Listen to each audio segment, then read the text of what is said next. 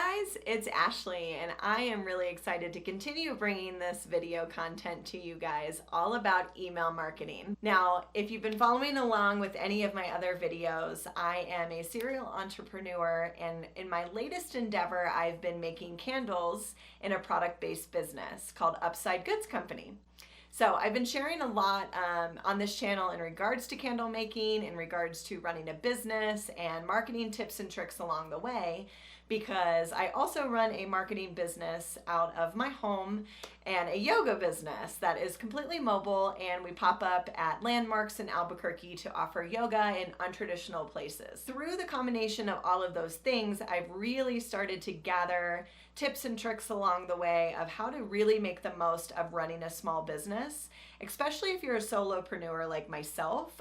Usually you wear many hats like accounting and finance and janitorial duty and marketing and more marketing and social media and product development and all of the things. The list goes on and on. I could spend probably 24 minutes solely on listing all of the things that we end up doing at the end of the day. I'm not going to do that. I just wanted to share that a little bit with you guys because I think it gives a bit of context for the type of videos that I share on this channel.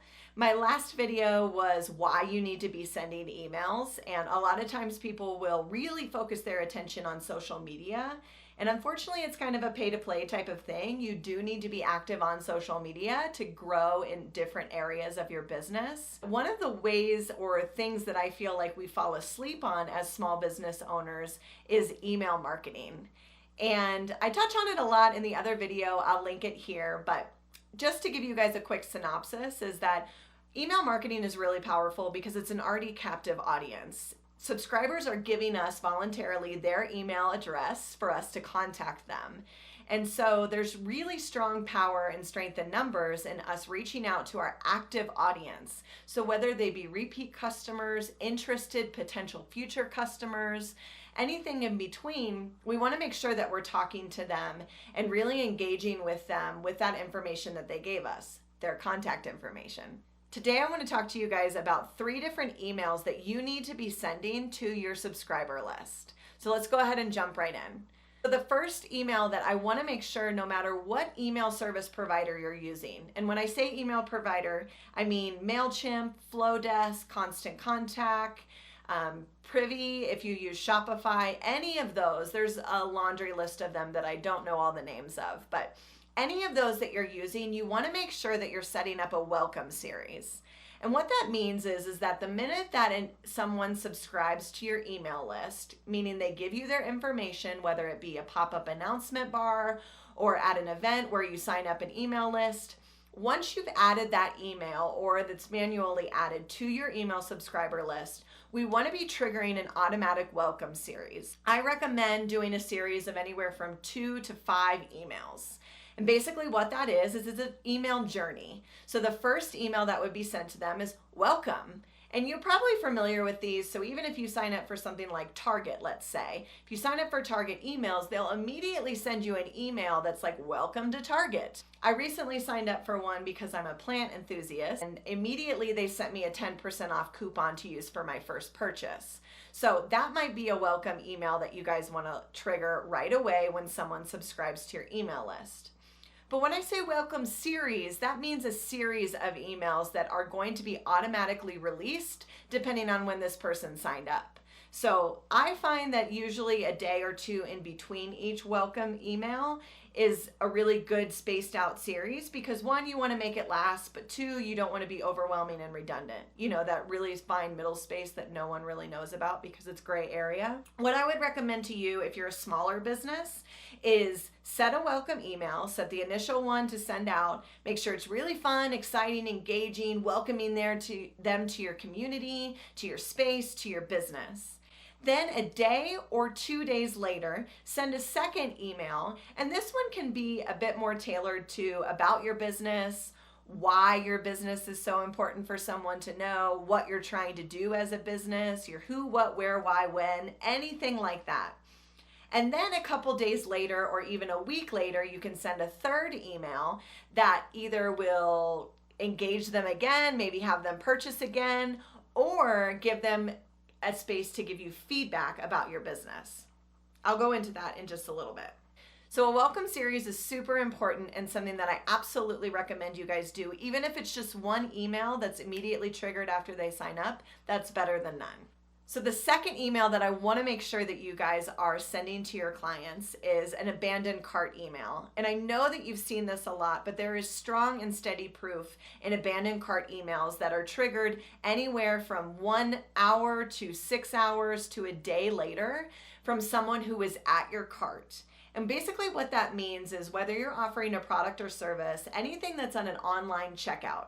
I've inputted my information into the checkout process, you know my name, you know my email, and let's say I maybe saw the shipping and I got freaked out or I got sidetracked and I left the website. Even if the website's still up, an abandoned cart email is basically knowing that they did not click purchase now.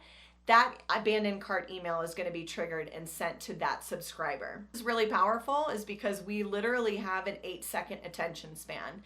Myself included, I'm a squirrel, and let's say something comes up, maybe I get a phone call, maybe I get a text message, or maybe I just simply walk away from my computer because I need a refill of my coffee. Abandoned cart is now going to be in the queue to send to me as a consumer based on what that small business has allocated.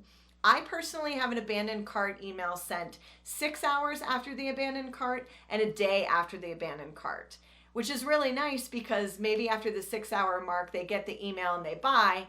The one that's a day later won't send.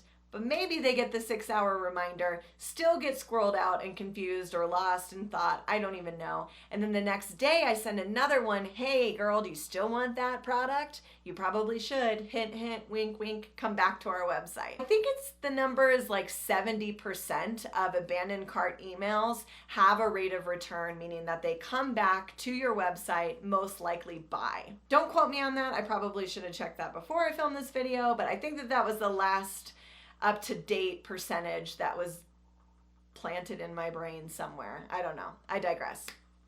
So abandoned cart emails are super important along with our welcome series. So the third email that I wanted to tell you guys about, and one that I have been doing for a while for both of my businesses, is a survey-based email. So what I'll do is usually put together just a simple letter style email that I send out to people, letting them know updates about my business, where things are. And this is where I become fully transparent and say, look, I need your guys' feedback in order for me to be a better business. And I'll simply ask them for maybe 5 minutes of their time to fill out a survey to give me information back. Not all email providers have surveys available, so you might have to build it through something like SurveyMonkey, or Google Docs, I think, even has an option that you can make a survey. Google Forms, I think. I use MailChimp for a lot of my email campaigns, so they have surveys available that can be embedded right into the emails that you make, and it's been so fruitful. Sometimes you can entice people to fill out the survey, and maybe they, at the end of the survey, once it's completed, you can give them like a 10% off code to shop at your store, or there's different ways that you can incentivize people. I find that sometimes you don't even need to incentivize people because a lot of times if they're an active and engaged audience that you're talking to, they want to give you the feedback or they want to share their experience that they've had with your product or service. I think surveys are one of the most underutilized tools that we have as small business owners. And so if you haven't done a survey in a while, please do your research, know what burning questions you would really like answers to, and put them in a survey. Send it out to your customers and just reap the rewards and see what comes back. Now, if you haven't watched my original video of why you need to be sending emails, I added a bonus tip in there that I wanted to share with you guys again here because it's so incredibly important. If you're sending emails, make sure that 24 hours after you send the email, go back into your email service provider and resend that email to those who did not open that original email. I know that's a lot of words, most of them being email, but what we want to do is we want to resend our email campaigns a day later to those that just simply didn't click to open our emails. Change the subject because we want to make it a little bit different and not just generic, but still keep it around the same theme. Oftentimes, guys, I don't even change the body of my email because they didn't open it to begin with, so they don't know what it said. But this is a nice way to pick up about 10 to 20 more open rate percentages of people of your subscriber list to actually open your content, re-engage, and hopefully follow that call to action. I clearly love talking about emails, which I know that not everyone matches my passion for this, but you guys, this is not something that you want to go to sleep on as a small business owner. I promise you that there will be dollars attached to you working your email list as best that you can. Keep it engaging, keep it active, keep it concise, and make sure that you're not just sending an email for the sake of sending one, that we're sending an email because there's information in it that we feel like our customers need to know. That's really, really important, because there's nothing worse than just a boring email, because they're already kind of boring, let's be honest. They can be exciting, they can be engaging, and they can be information packed.